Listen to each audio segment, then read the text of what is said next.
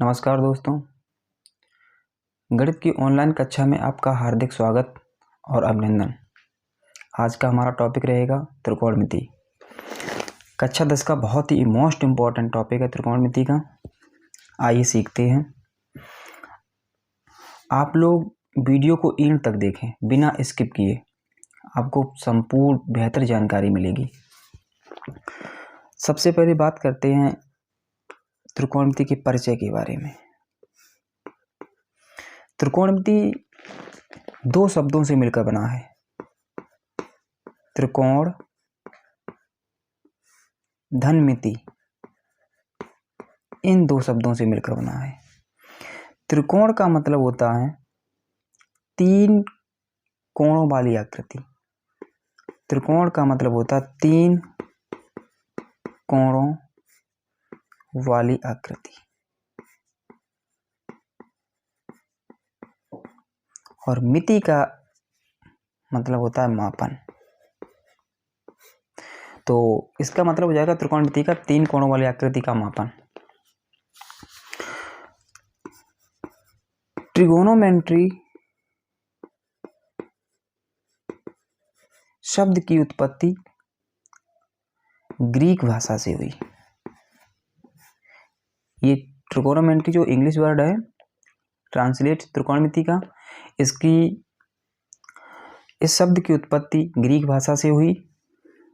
त्रिकोणमिति में जो भी अनुपात होते हैं, त्रिकोणमिति के जो भी अनुपात होते हैं वो समकोण त्रिभुज पर अप्लाई किए जाते हैं।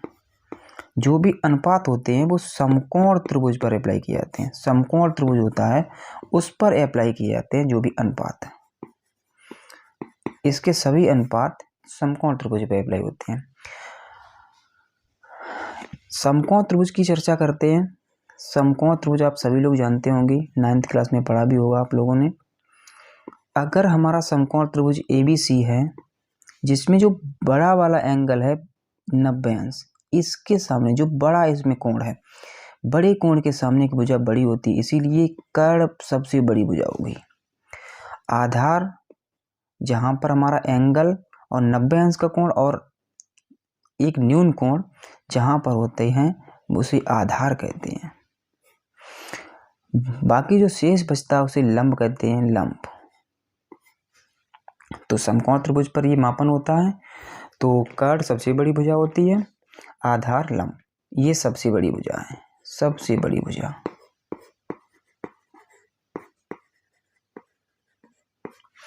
ये आधार हो गया और ये लंब। आधार को हम अभी A से डिनोट करेंगे, लंब को L से डिनोट करेंगे और कर्ण को K से डिनोट करेंगे, प्रदर्शित करेंगे। तो अब हम चर्चा करते हैं त्रिकोणमिति के फलन क्या है और या त्रिकोणमिति के अनुपात या फलन बात एक ही है। आइए सीखते हैं इसके बारे में। फलन, त्रिकोणमिति फलन या त्रिकोणमिति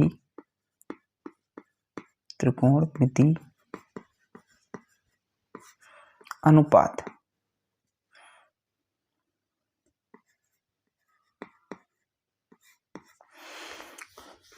इसकी बात करते हैं। ये त्रिकोणमिति जो फलन होता है ये 6 प्रकार के फलन होते हैं।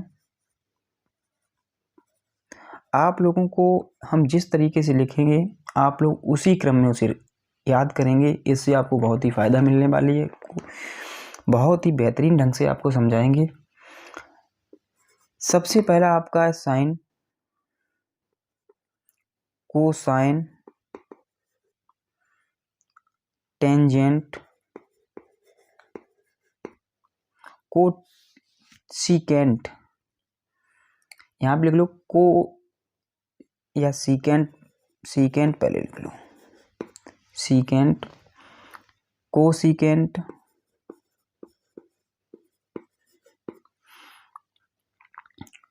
कोटेंजेंट। तो इसका हिंदी नाम है, हिंदी रूपांतरण ज्या। इसका हिंदी रूपांतरण है कोज्या, ज्या कोज्या। इसका हिंदी रूपांतरण है स्पर्शज्या, इसका है व्युत्क्रम स्पर्शज्या, इसके पास लिखनी चाहिए थी व्युत्क्रम, इसकी व्युत्क्रम है, ये व्युत्क्रम स्पर्शज्या। ये व्युत्क्रम कोज्या, ये वाला है व्युत्क्रम कोज्या, किसका व्युत्क्रम है, इस कोज्या, इसका व्युत्क्रम है ये व्युत्क्रम कोज्या। ये है इसका व्युत्क्रम, व्युत्क्रम ज्या। ये इसके हिंदी रूपांतरण है, हिंदी रूपांतरण। तो 6 फलन है, 6 फलनों के हिंदी रूपांतरण भी आप कभी कभी याद कर लो, कभी कभी भाषा में लिख दिया जाएगा। ये साइन को हम ज्या बोलते हैं, कोसाइन को हम कोज्या बोलते हैं, टेंजेंट को स्पर्शज्या बोलते हैं, और ये तीनों, इन तीनों के व्युत्क्रम है। साइन का व्युत्क्रम कोसिकेंट, इसे व्युत्क्रम ज्या बोलते हैं। कोसाइन का व्युत्क्रम सीकेंट, इस पे व्युत्क्रम कोज्या बोलते हैं। और टेन का व्युत्क्रम को टेंजेंट, इसे हम बोलते हैं व्युत्क्रम स्पर्शज्या। आइए इसके बारे में अनुपात और भी आगे सीखते हैं। तो फलन हमारे पास हैं 6 फलन होते हैं कंप्लीटली। तो इसमें से आपका नंबर 1 हम साइन थीटा क्रम से ही याद रखेंगे, उसके बाद कॉस थीटा, तीसरा नंबर पर sin cos, tan theta, cot theta, sec theta, 6 number पे आता है आपका कॉसेक थीटा। आपको इसी क्रम में याद करना है, इसी क्रम में आपको याद करना है, क्रम में याद करना है, इसी क्रम में आपको याद करना है, ठीक है। इसके बाद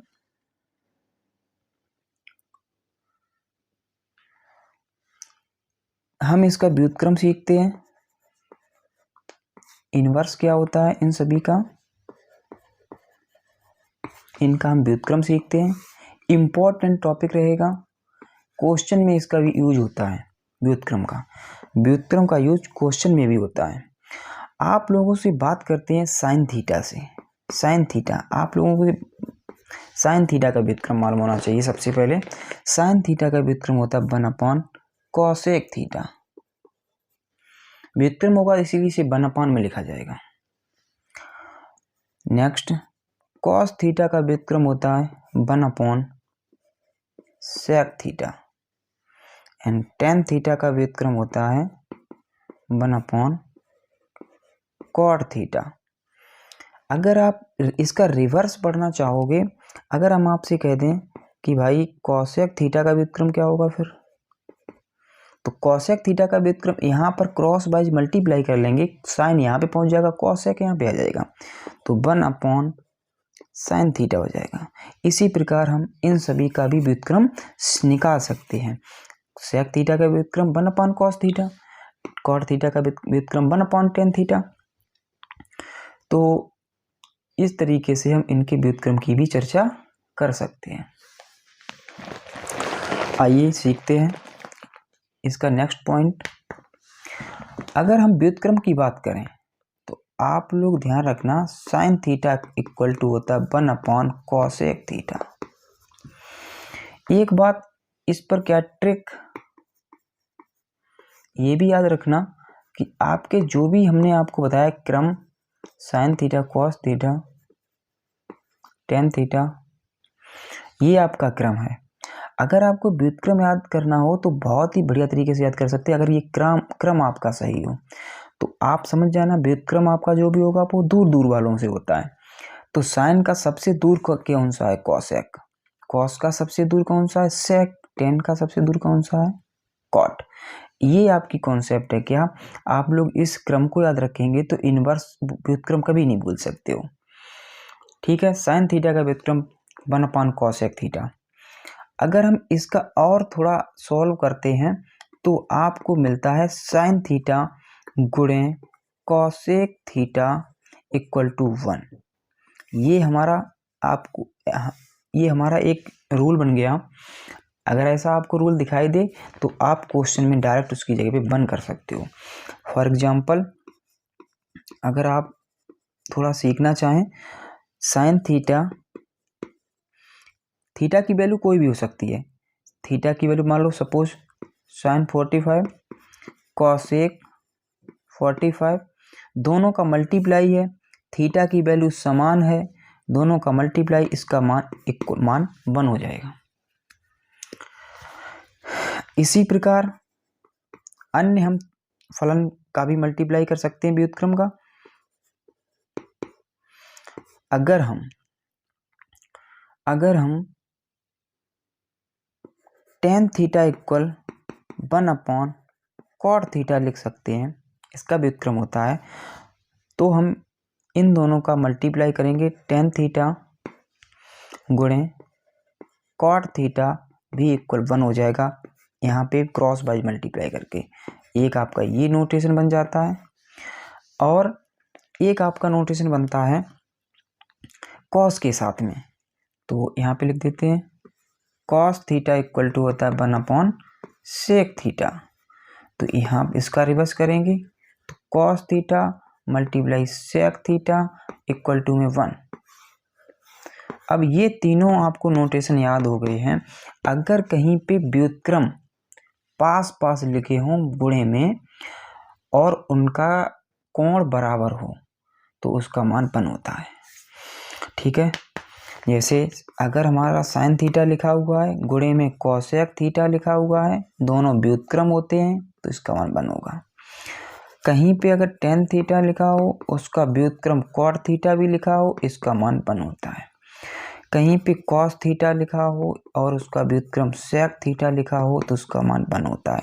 तो आपको ये तीनों नोटेशन याद करने हैं, ये आपके क्वेश्चन में अप्लाई होंगे, इम्पोर्टेंट रहेगा। अगर हम आपसे ये कह दें कि यहाँ पर लिखा है साइन थीटा, यहाँ पर लिखा है आपका कॉसेक थीटा 1, तो आप कभी भी भूल के इसे एक मत लिख देना, क्योंकि यहाँ पर दोनों के कोण के मान अलग अलग हैं।